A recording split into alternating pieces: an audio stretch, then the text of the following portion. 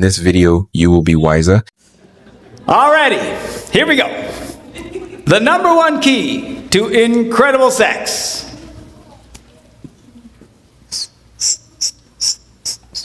Exclusivity. I can't spell.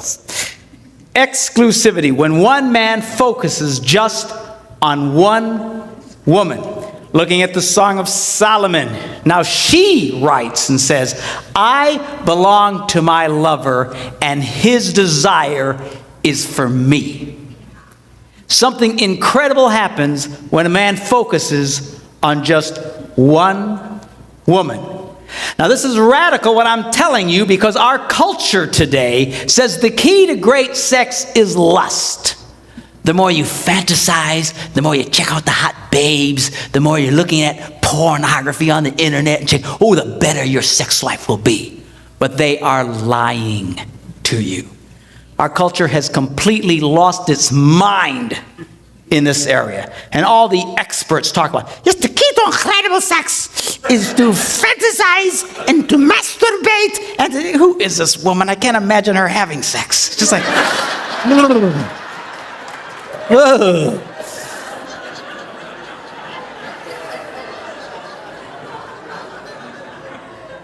Hollywood, the people who can't stay married for more than 3 months at a time, is giving us the perfect scenario for great sex. Lust, fantasy,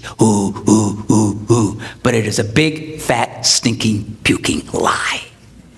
It doesn't work. You say, well, you're just against it because you're a preacher. No. I do not oppose lust on moral grounds. I could preach you to hell and back if you wanted. But I don't have to. It doesn't work. At least if it worked, it would make some degree of sense, but it does not, and no one challenges it today. You ever read that story of the emperor's new clothes?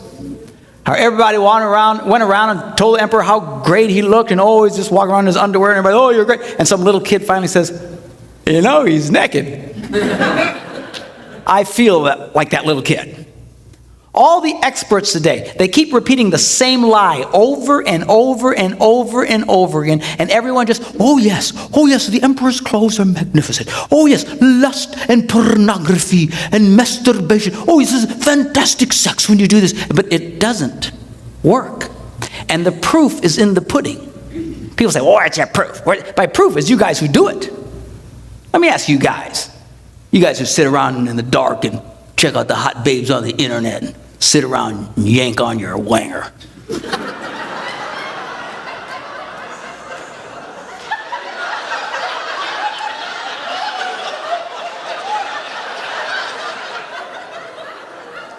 Come on, you wanger yankers, you know who I'm talking to.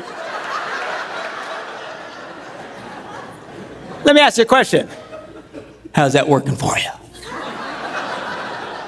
Huh? You got great sex? You know you don't. In fact, the more you do it, the more you indulge in it, the worse your sex life becomes. And the prescription the world gives us is, you just need more porn, you need more porn. But it doesn't help. It keeps making it worse. It is destroying people's lives. In Hollywood, they just don't get it. All these experts. I was watching this one show, you've seen the show Family Feud? This one week they had soap opera stars on. And I'll hand it to these people. They look great, but they were as dumb as a box of rocks. And they asked them this one question. It said, 100 people surveyed. What can you do to improve your romantic life? And they come up to the first team and say, okay, I need an answer. And they're, oh, yeah, okay. And they come to the first person, and he says, what's your answer? What can you do to improve your romantic life? He goes, have an affair. And all the other rocks in the box go, good answer.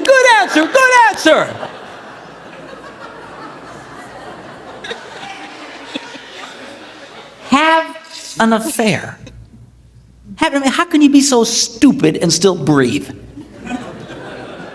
The way to improve your sex life is to have an affair with somebody else.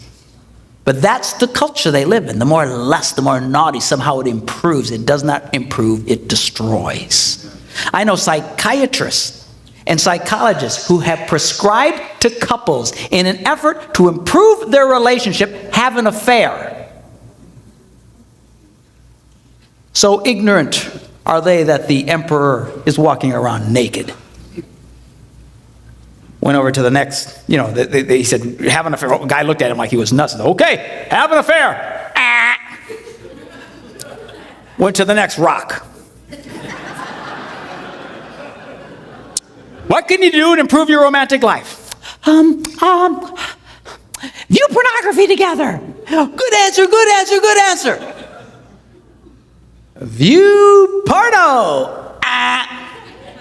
Every answer they came up with was lust-based. 3 strikes. They couldn't get it. Went over to the other box of rocks. Same thing. I'd never seen it before. Neither side could get one answer. Because when they got done, he said, well, let's take a look. And it was like, spend time with each other, have a romantic dinner, take a long walk, bring her flowers, stuff that any moron knows.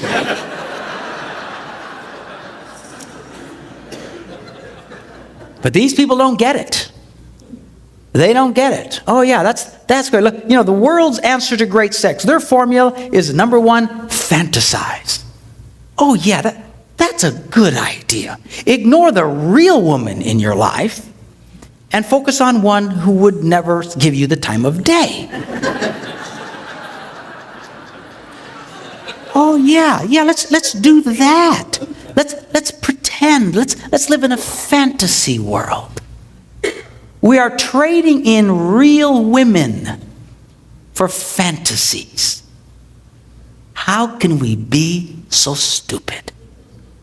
And this is becoming a real problem. And you know who's beginning to notice it? A lot of people way off on the liberal left are starting to notice it.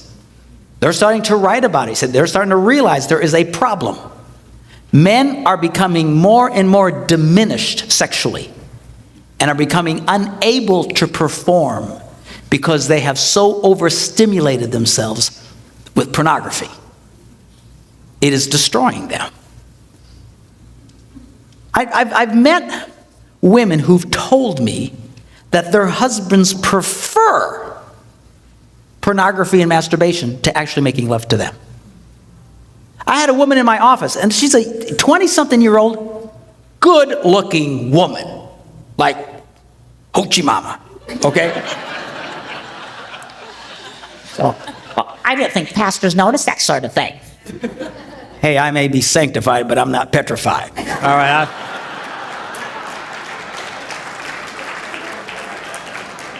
A good-looking woman is a good-looking woman. And she tells me sitting there, she says, my husband hasn't touched my vagina in over a year. Not interested. I said, you're kidding me. So what does he want? Well, he just wants me to do these weird things to him. All garbage he's got in his head through looking at porn. Trading in real women for fantasies. What in the world? So many women I've talked to in the last year who says, my husband admits he would rather masturbate than make love to me. Fantasize and masturbate. Oh, that's their idea of great sex. And what is it with this masturbating thing? And the passion to which these people rise to defend masturbation as some form of great sex. I don't get it. I'd love to know who the first hillbilly was that went, that kind of looks like a vagina.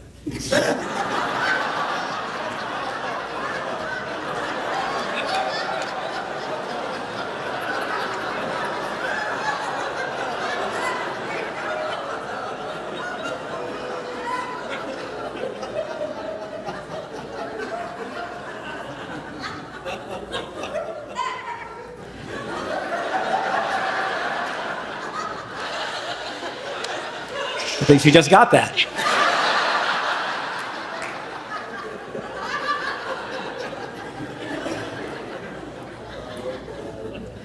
And this is starting to destroy a lot of men's sex lives. Do not fool yourselves. There is no way in the world you can keep doing that over and over and over again and not retrain your body. Everybody knows this. When it comes to anything physical, athletes know this. They train, they do the same repetitive action over and over again in order to train their bodies so their bodies will respond in a certain way. Athletes do this.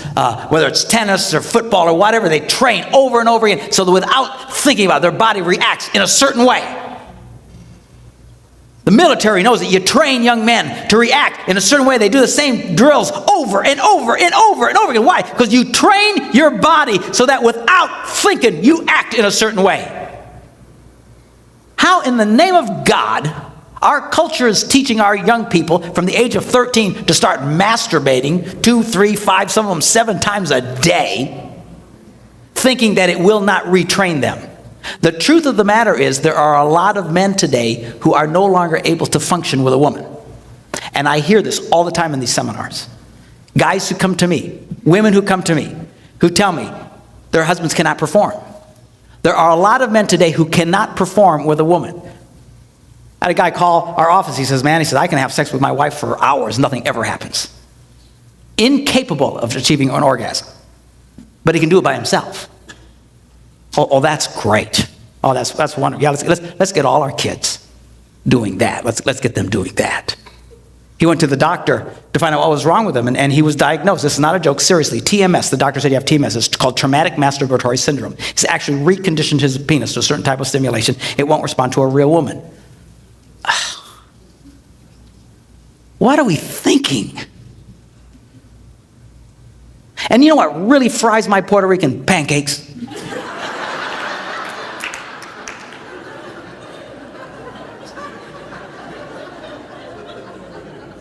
Is when they say, well, this is how you can achieve orgasm.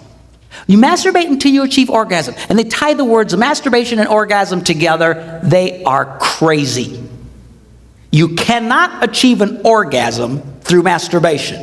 You can ejaculate, you can have something physically happen to you, but it is not an orgasm.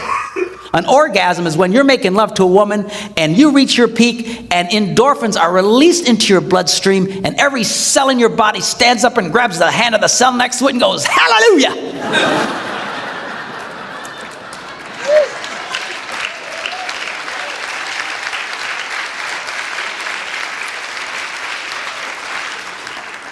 That is an orgasm. Almost universally, people report that when they masturbate, they immediately feel the opposite. Icky, dirty, or guilty. And psychologists have been telling us for decades now, oh, you don't have to feel guilty about masturbating. It's fine. I know Christian pastors who tell their young people, you don't have to feel guilty about masturbating. It's fine. I know psychologists, you don't have to feel guilty. It's fine. I'll tell you what, you can fool your mind, but you will never, ever, ever fool your body. Amen. And there are a lot of men today, I believe, who have never achieved an orgasm. They ejaculate. That's all they do. They've so trained you cannot get your body doing this over and over and over again and think you can function normally. All they're training their bodies to ejaculate, they never really achieve an orgasm. Oh, that's great. Oh, that's wonderful. Yeah, let's get all our kids doing that. The misinformation our kids are getting today, a lot of you have gotten it, but dear God, our kids are getting it in spades.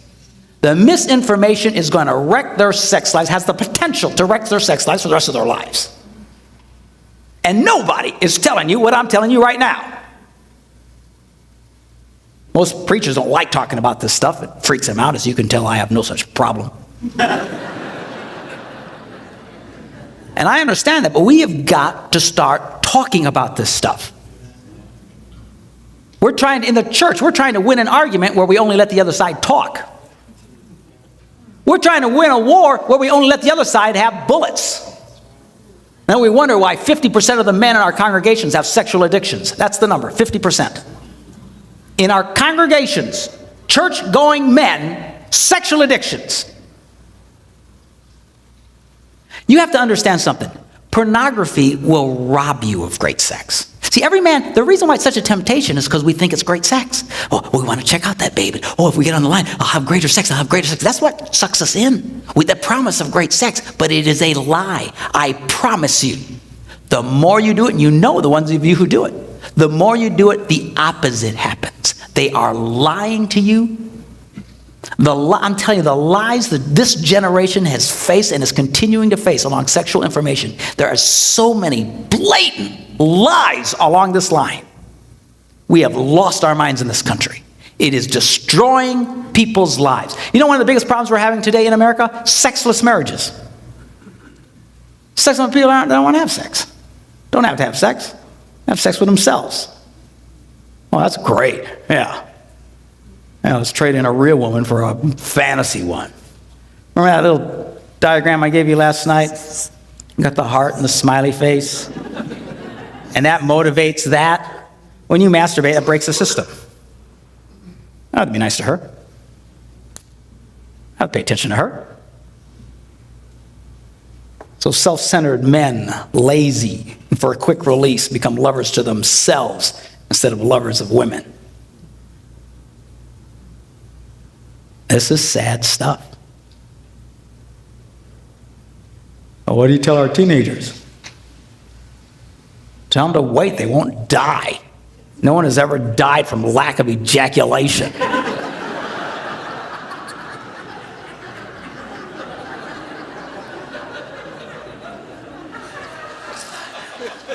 And there's a lot of misinformation about that. People talk about this condition called blue ball. I'm not to try to gross you out, but that's, well, I have women. Well, what about my son? Won't they get blue ball if they don't mess? No, they won't. That's one of the biggest urban myths that there are. It's the most ridiculous bunch of nonsense. There is a condition like that, but it has nothing to do with ejaculation. Nothing. It has to do with being overstimulated for a long period of time. And the answer is just quit being so stimulated and go back to normal. It is not a chronic condition you're going to walk around tortured for the rest of your life if you don't masturbate. There's never been a morgue anywhere in the world where on the toad said, cause of death, failure to ejaculate.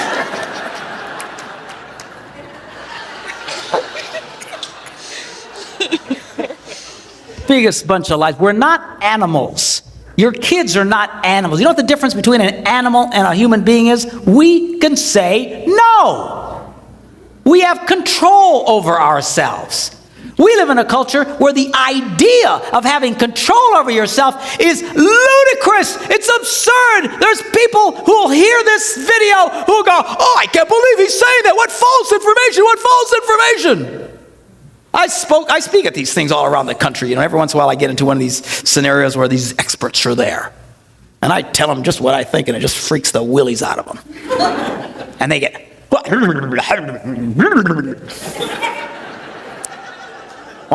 your proof? You gotta have proof. Where's your proof? I'll give you my proof. You know, and it's so ignorant. Like, we need to prove this? We need to prove this? Some things are so obvious. It's like trying to prove, well, where's your proof that oxygen is good for your lungs? So I attempt to prove it to them. Let's start with our scientific explanation, shall we?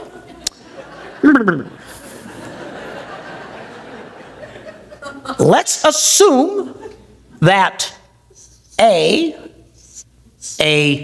turned on woman plus B, a turned on man, equals the best possible sex. Okay? Are you okay with it? You follow? Does that seem logical? For some reason, this is like, whoa! Oh, I've never heard such a thing to these experts. I mean, come on. If you don't have a turned-on man, kind of hard to have really great sex. If you don't have a turned-on woman, kind of hard to have really great sex. So we can at least agree you need a turned-on woman and a turned-on man to have great sex. Yes, we're there, okay? All right, now let me take a little survey here. About pornography. Ladies, If you, and you have to remember, these experts, these therapists, these nitwits I call, actually use this stuff in therapeutic ways. It's prescriptive. Pornography is prescriptive. This will improve your sex lives. So let me ask you, ladies, if you knew your husband had just been watching pornography and wanted to use you to satisfy himself while thinking about that other woman, how many of you that would make you feel very sexual and turned on? Let me see your hands.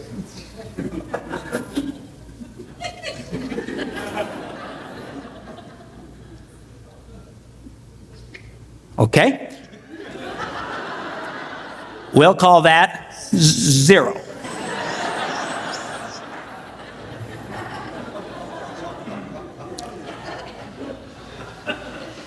I presented this to some people, say, well, you can't do that. You're not going to ask women if they're turned on. They'll never raise their hand. That will never work. This is improper. Okay. Let me change the question. If you knew your husband only thought about you and treated you like the only woman in the world without thinking about any other women, how many that would make you feel sexual or turned on? Let me see your hand. Oh, so women will raise their hands.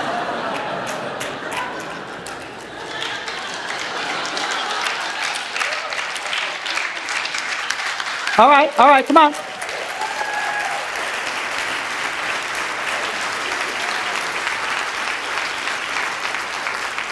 All right, let's see your hands again. I got to get a count. Hands.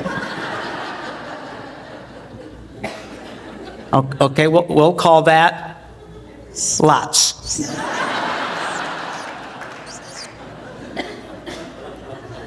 Now, for our formula, for these experts who need...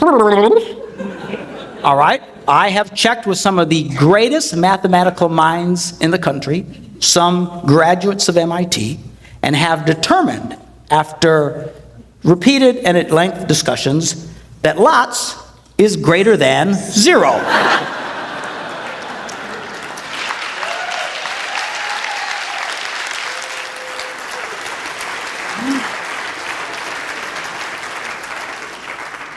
It's brilliant, truly brilliant. So we know now that porn results in a turned off woman. Well, right there, you got yourself a problem. If women are turned off by this idea of her husband fantasizing, then their prescription for porn to improve their sex lives is pure, unadulterated baloney. Because as soon as you remove, you can't get to the best possible sex. Right? And I do this for thousands of people. I have yet to have a solitary woman go, oh yeah, that'd be great. And I'm sure there must be one or two out there. But this is so lopsided, it blows one's mind. So blind are these people that the emperor's walking around naked. Oh, wow, but we've learned it. And all the experts say, well, we know that repeat porn exposure results in a diminished male. And I'm telling you, these people are starting to notice this. We're getting writings of people in secular magazines, liberal magazines, who are complaining, hey, men are not able to perform. This is impacting men physically. They're not able to perform as a result of this stuff. I know of men, I know of ministers who, while they're making love to their wives, insist on having a dirty magazine open next to them so they can stay stimulated while making love to their wives. You can imagine how wonderful that makes her feel. Why do they have to do that? Because they cannot maintain an erection if they don't see that.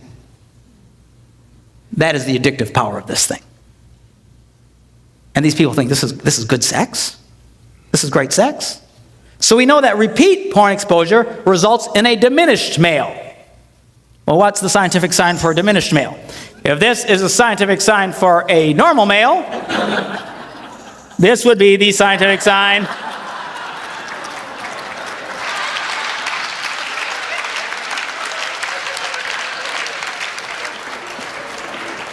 for a diminished male. Stay tuned for more video from Love and Legacy. God bless you.